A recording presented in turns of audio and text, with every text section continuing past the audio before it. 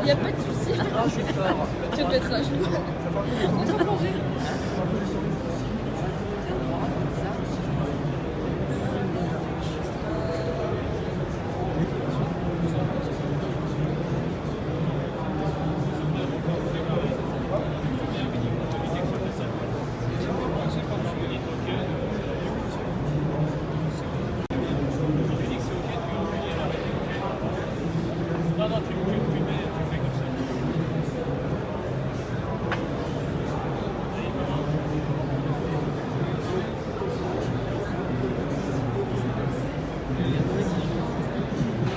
Allô?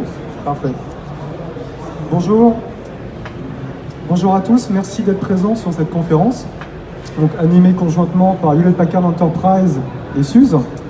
Notre stand est juste à côté, donc cette conférence va vous permettre un petit peu de vous présenter ce que l'on fait conjointement, et bien sûr à l'issue vous pourrez nous rejoindre sur notre stand. Alors très rapidement pour introduire un peu les sujets, un petit point sur finalement sur ce qui nous amène ici. Vous êtes tous, comme moi, comme nous, au cœur de cette transformation digitale. Aujourd'hui, tous les verticaux, certainement vos sociétés, tous les verticaux aujourd'hui sont confrontés à cette digitalisation, à cette transformation digitale. Donc avec bon nombre de métiers qui sont déjà transformés et bon nombre de métiers qui sont en cours de transformation. Par exemple, la santé, la banque, le transport, etc. Et donc la réalité autour de ça, c'est quoi? La réalité, c'est que clairement, d'ici 3 ans, donc à peu près en 2020-2021, 80% des données seront stockées chez tous les clients, sur tous les verticaux, dans des environnements hybrides cloud. Ça, c'est le premier point. Aujourd'hui, c'est à peu près 30%. D'ici 3 ans, on passera sur 80% des données stockées en environnement hybride cloud. Deuxième point important, sur cette étude qui a été faite en 2016, on estime en effet à une multiplication par 10 des données, une croissance fois 10 des données d'ici 2020. Et un autre point qui est important à retenir, c'est qu'à travers cette digitalisation, finalement, on doit absorber bon nombre de nouveaux workflows, bon nombre de nouvelles applications qui sont cloud natives, et donc des nouvelles data qui sont pour bon nombre d'entre elles non structurées. Donc en parallèle des données structurées classiques du data center, on retrouve maintenant désormais des données non structurées pour lesquelles il faut proposer des nouvelles approches. Alors, cette présentation a 2 buts. Donc, vous dévoilez des approches solutions sur 2 axes. Tout d'abord, un axe qui est vous accompagner sur la création de vos environnements private cloud avec une brique technologique OpenStack que donc on va vous présenter. Et deuxième point, c'est aussi vous faire un point sur ces nouvelles approches du stockage.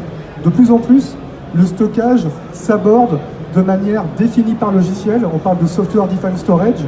Et on va vous faire également une introduction sur les technologies qui sont proposées, entre autres, par notre partenaire SUSE, autour de cette offre CEF, pour donc la modernisation du stockage dans ces nouveaux environnements cloud native et sur ces nouveaux profils de données, encore une fois, qui alimentent cette transformation digitale. Avant ça, quelques petits mots sur Hewlett Packard Enterprise. Finalement, vous connaissez certainement le HP historique. Hewlett Packard Enterprise, vous le savez certainement également, se transforme très vite depuis 3-4 années. Aujourd'hui, HPE a un positionnement unique, celui d'être le fournisseur de l'hybrid IT avec des solutions pour le data center traditionnel, hybride cloud, avec des solutions serveurs, réseau, stockage. On a pris également cette direction, cette trajectoire du Software Defined Data Center, donc en étant un pilier en termes de virtualisation pour le serveur, pour le réseau et pour le stockage, et en travaillant également avec des alliances donc très fortes comme celle de SUSE. Un point qui est très important, c'est le positionnement d'HPE sur le marché. Vous nous connaissez certainement comme un acteur historique au niveau du serveur. Aujourd'hui, on a ce positionnement sur la fourniture des environnements cloud privés, sur le stockage et sur le réseau. Donc on est vraiment un acteur de choix dans cette transformation des infrastructures, dans cette transformation du data center et à travers des nouvelles approches, encore une fois, Software Defined Data Center, avec nos briques d'infrastructure et des logiciels tels que ceux que propose SUSE. Un point qui est très important chez HPE, finalement, c'est de comprendre cette stratégie, cette trajectoire. Alors forcément, on capitalise beaucoup sur la R&D, HPE est une société d'ingénieurs depuis plus de 70 ans. Donc on a une très forte R&D, une très forte propriété intellectuelle avec des solutions de stockage, de serveurs sur tous les plans. On joue également la carte de fusion-acquisition. Vous avez certainement suivi l'actualité ces derniers temps. On a racheté des sociétés comme Nimble Storage, SimpliVity, pour, encore une fois, la virtualisation du stockage, le stockage flash et l'hyperconvergence. Mais un point qui est également très important, c'est les partenariats. Le partenariat est au cœur de la stratégie d'HPE dans un monde qui devient de plus en plus en perpétuelle évolution, avec des acteurs qui évoluent. On doit jouer la carte de l'écosystème. Et donc HPE, en tant qu'acteur leader sur les infrastructures, a fait des choix très forts en termes d'alliance, entre autres donc avec SUSE. SUSE, qui d'ailleurs depuis quelques mois a repris certaines activités d'HPE. On a fait une session d'activités et entre autres SUSE a repris certaines de nos technologies autour d'OpenStack. Et donc SUSE est vraiment pour nous un acteur privilégié qui est vraiment collé à notre ADN pour vous offrir le meilleur sur ces deux axes, Private Cloud et Software Defined Storage. Julien ? Voir bien François. François.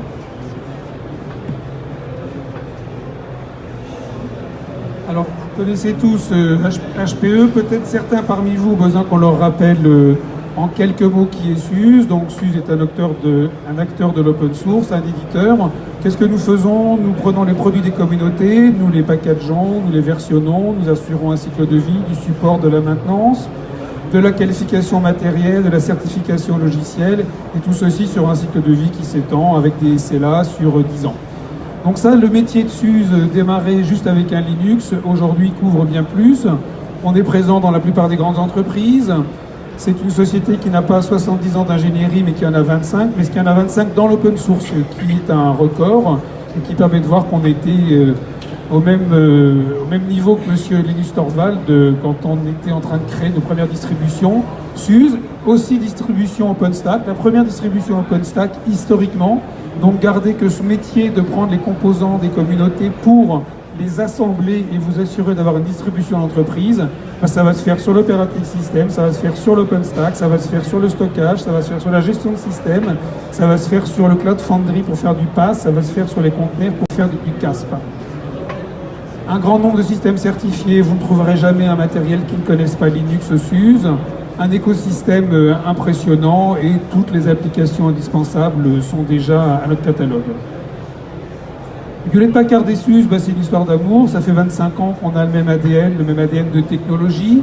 Et récemment, HPE a communiqué pour la partie Linux, pour la partie OpenStack, pour la partie Cloud Foundry, nous sommes devenus le partenaire privilégié d'HPE. Et même si HPE, ça vous le voyez moins, utilise les produits SUSE pour développer les ProLiant, même si HPE utilise des portions de SUSE embedded dans chaque serveur ProLiant, ce qui est plus visible pour le marché, c'est quand HPE devient un OEM d'une solution SDS, Software Defined Storage.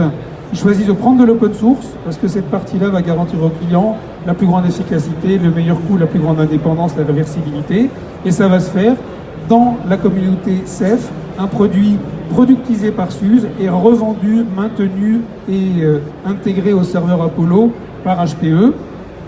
D'autres domaines dans lesquels, par exemple, HPE et SUSE sont tellement étroits et pertinents qu'ils détiennent la première base installée sur SAP HANA. Le In-Memory Computing est développé par SAP sur SUSE et naturellement, HPE s'associe avec nous pour avoir le premier niveau de vente sur ces systèmes-là. Pour voir un peu quelle est notre offre en commun, dans la nouvelle stratégie HP, de moins en moins de parties logicielles fait en propre, de plus en plus d'emphase mise sur l'innovation technologique.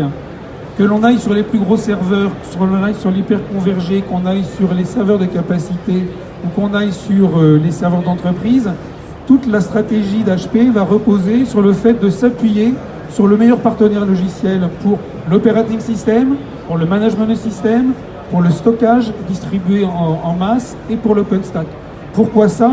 Parce que tant qu'à proposer aux clients un software defined data center, qui est une stratégie d'efficacité, d'agilité, d'économie, d'ouverture et d'indépendance, autant le proposer sur de l'open source, plutôt que sur les propriétaires. Parce que si c'est pour changer de paire de menottes, c'est pas terrible. Il vaut mieux se donner la possibilité d'associer le meilleur des deux mondes à un instant T, mais de garantir que quoi qu'il se passe entre ces deux animaux-là, vous, client, serez libre de changer, de modifier, d'être plus indépendant du soft par rapport au hard et du hard par rapport au soft.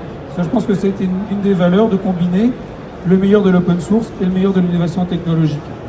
Ça se traduit en termes de partenariat. C'est la première alliance entre SUSE et HP en termes de volume de business. Nous sommes le premier partenaire business d'HP. Et on a même pris, la société mère de SUSE, Microfocus, a pris des parts dans HPE avec le rachat de HP Software. En termes de go-to-market, on a des accords de revente croisés, principalement du logiciel de SUSE qui est revendu par HP, supporté par HP, exploité par HP dans le data center care et autres. On a un écosystème de partenaires qui est complètement partagé, donc on forme nos partenaires communs et on a une énorme base installée commune dont on est très fiers, que ce soit dans le HPC, que ce soit dans les systèmes distribués. Nos ADN technologiques, on l'a dit, se marient naturellement. Dans l'infrastructure hybride, Hybrid IT de bout en bout, on est vraiment la glue logicielle qui va permettre à HP de déployer toute sa puissance. Donc on a vraiment un partenariat qui est intelligent. Ce qu'on ne sait pas faire, nous, petits éditeurs de logiciels, HP sait le faire, le financement, les services, la présence, la capillarité territoriale. Ça, c'est clé pour vous. Bénéficier du mieux qu'on peut faire avec tout leur savoir-faire en termes d'accompagnement, de sérieux, et les clients HP savent qu'on peut compter sur eux. Les forces de vente sont cross-certifiées. L'expertise de consulting va pour vous être assez transparent. Si vous avez besoin d'expertise sur un sujet qu'HP ne connaît pas forcément, vous ne verrez pas le hiatus. Ce sera naturellement assuré par SUSE et vice-versa. Et puis on a énormément de moyens de démonstration, de moyens d'intégration communs. Donc ceci pour vous donner une idée du partenariat. Pour le contenu de l'offre, je vais laisser à Julien le soin de vous donner une vision de ce qu'est le Software Defined Infrastructure par SUSE au service d'HP. Bonjour. Bonjour à tous. Donc je suis Julien, je suis un ingénieur rattaché aux ventes. Donc ne vous inquiétez pas, restez bien sur vos petits sièges. On va évidemment avoir une part technologique. On va essayer de vous montrer quelques fonds de ces belles technologies qu'on peut avoir à notre catalogue. Mais avant, il est certainement intéressant pour vous d'avoir une vision d'ensemble. Donc, on va faire des briques, on va empiler les briques, suivez-moi. La partie opération, qui est notre cœur de métier, vous la retrouvez ici. La partie opération, elle commence par du matériel. C'est du serveur, du réseau, et évidemment notre super partenaire HP est là pour vous livrer toutes ces briques à l'effort technologique nécessaire, à la recherche et développement, etc.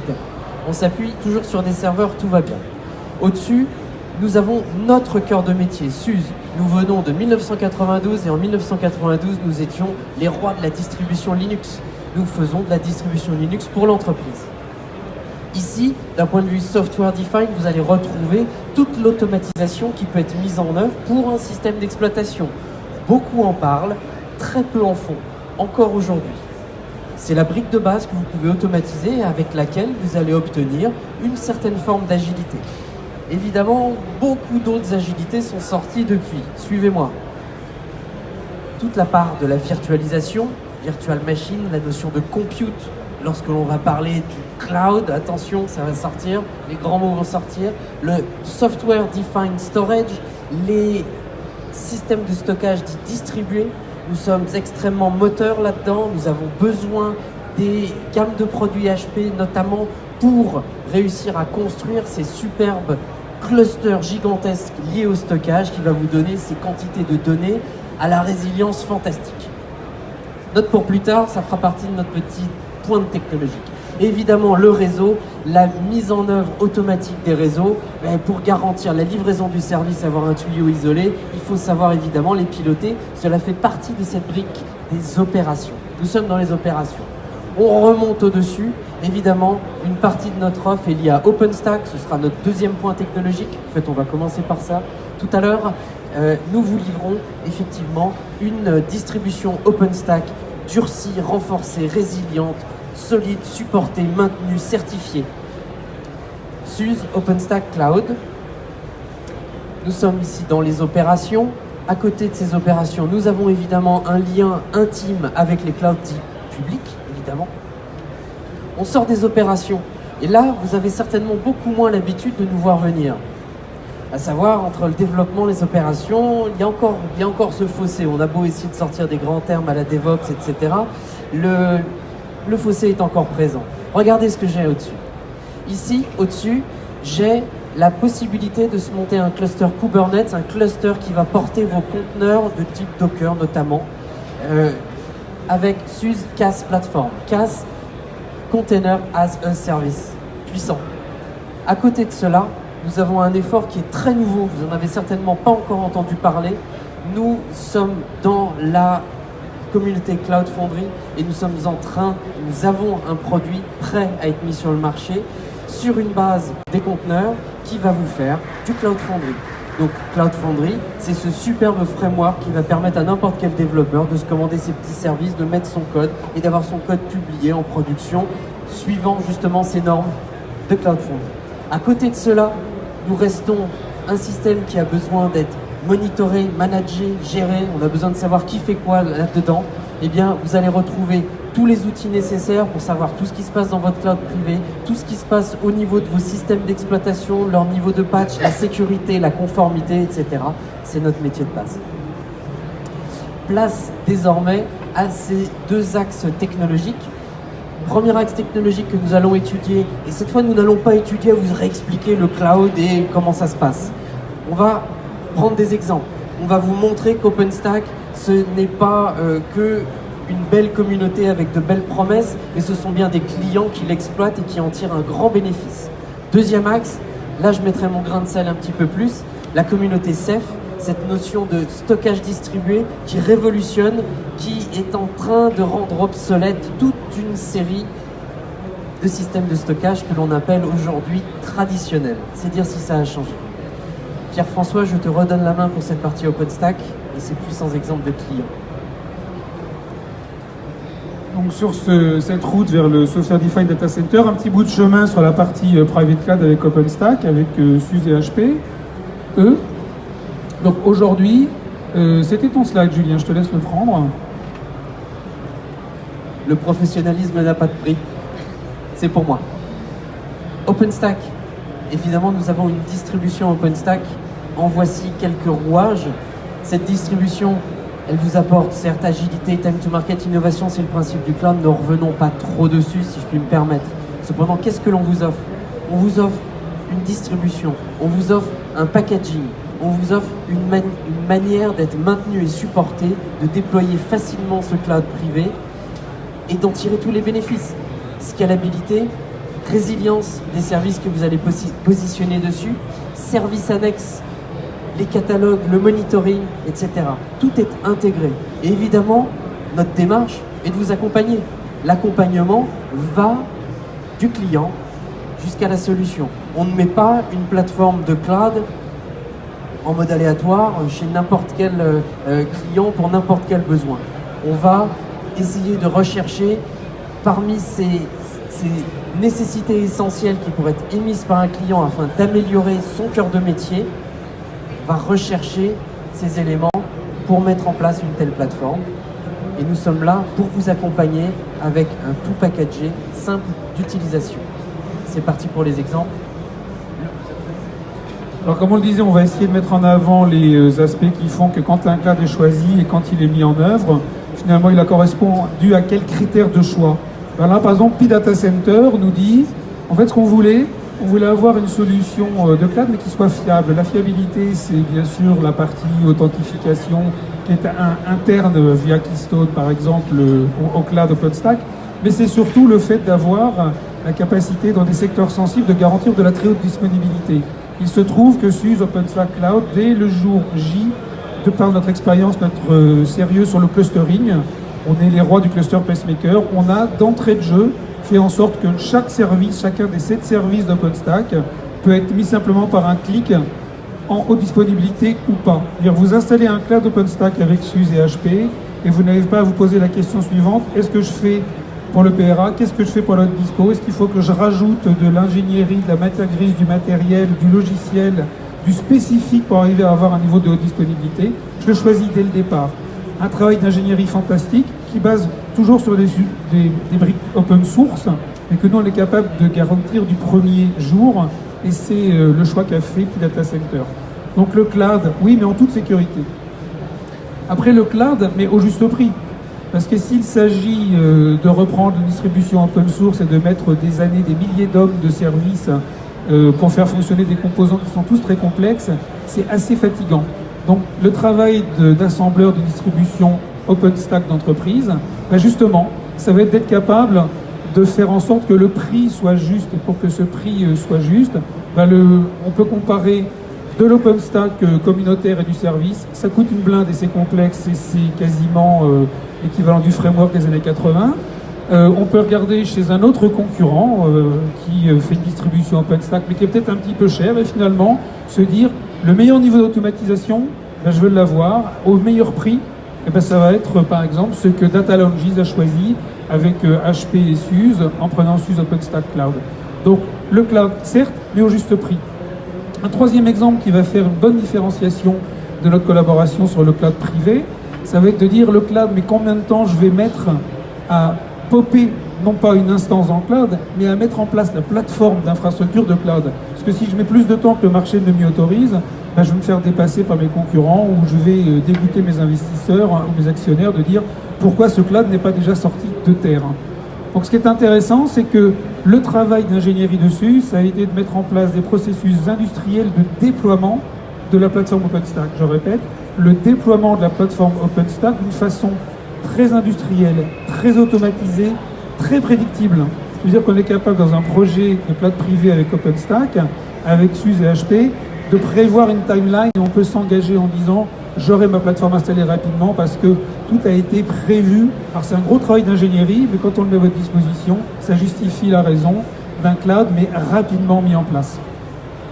Après, avoir au milieu du cloud prévu de pouvoir supporter plusieurs hyperviseurs, avoir prévu d'être très agnostique en matière d'operating system, ben c'est aussi donner aux clients comme BMW qui dit moi je veux bien mettre en place un cloud privé pour être agile, mais si jamais pour la croissance du business, je dois allonger des chèques tellement importants auprès d'un système de cloud propriétaire que je vais me poser la question de savoir si c'est pertinent, ça peut être un frein.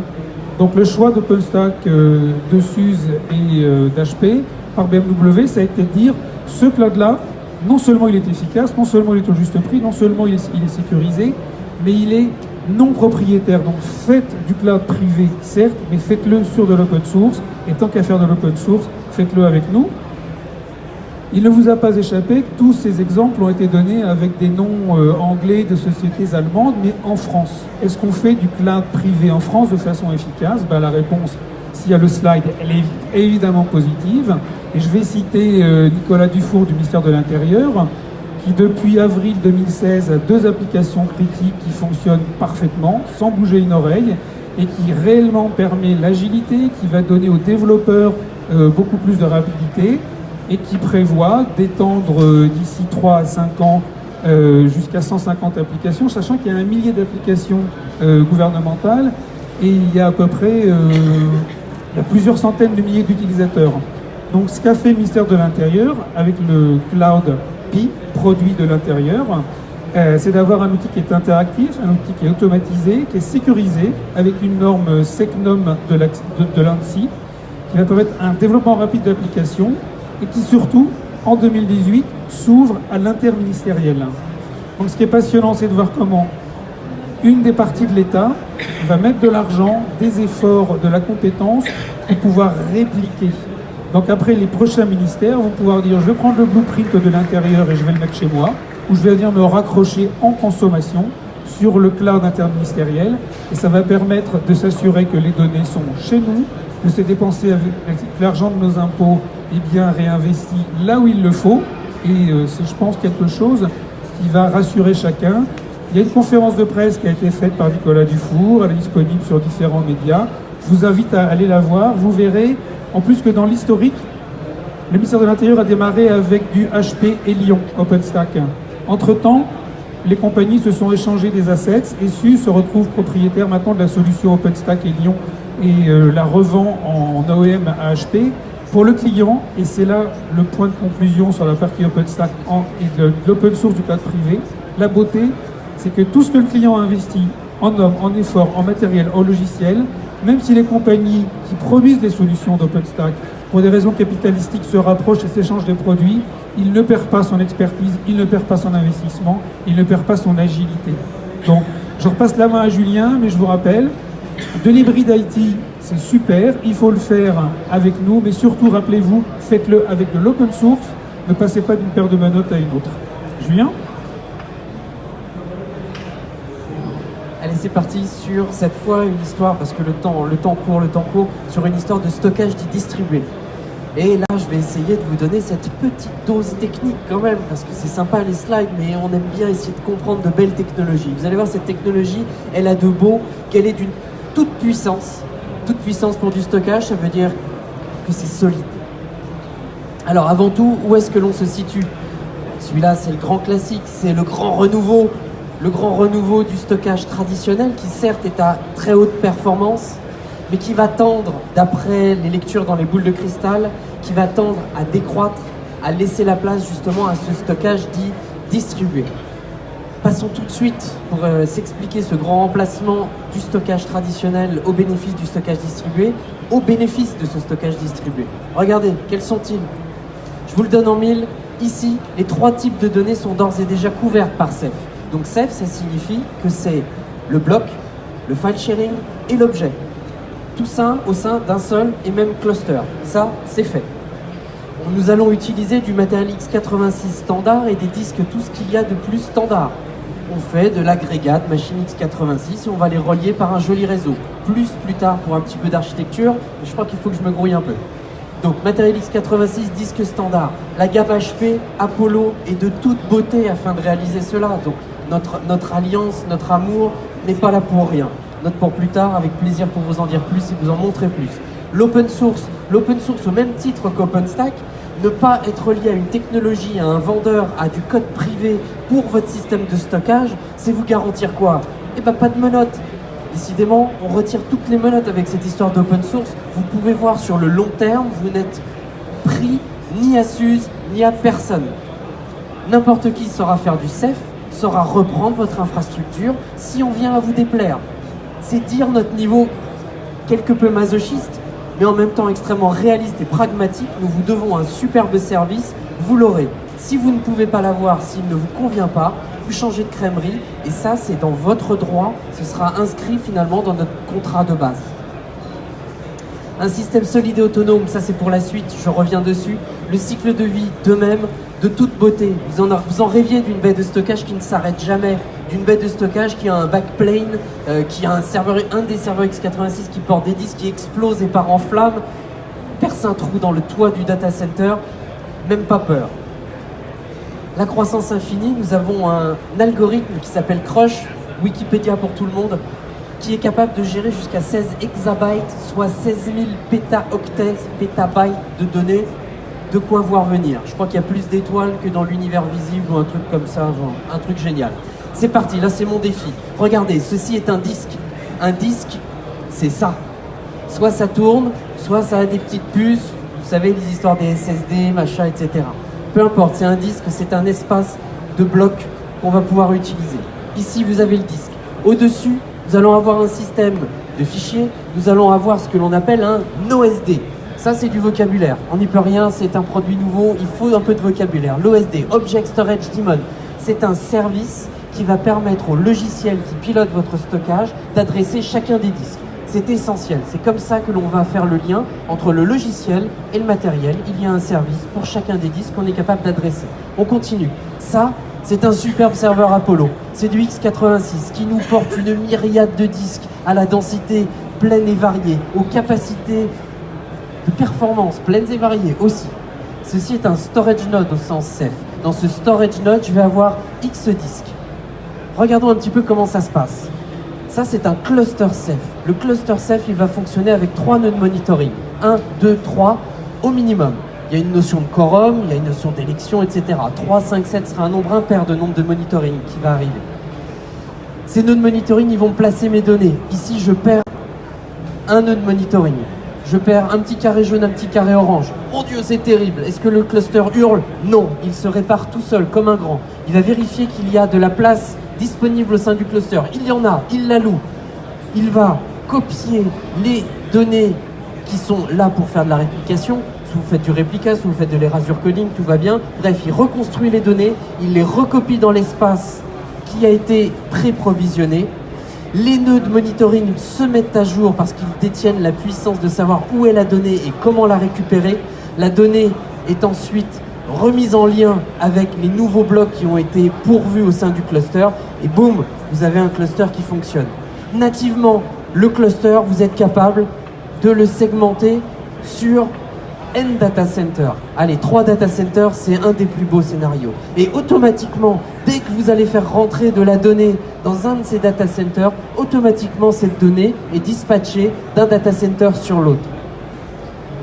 Le réseau est en effet fort important. C'était notre petite minute technologique. J'espère que vous avez vu à quel point c'est simple, efficace et pertinent cette solution de stockage. Il y a une raison pour laquelle on va remplacer tout le stockage traditionnel, c'est parce que c'est simple. Et toutes les technologies simples, eh ben, elles ont fait leurs preuves en étant dans tous les data centers. Merci beaucoup. Il est temps de faire un appel aux questions. Et croyez-nous, nous sommes fort friands.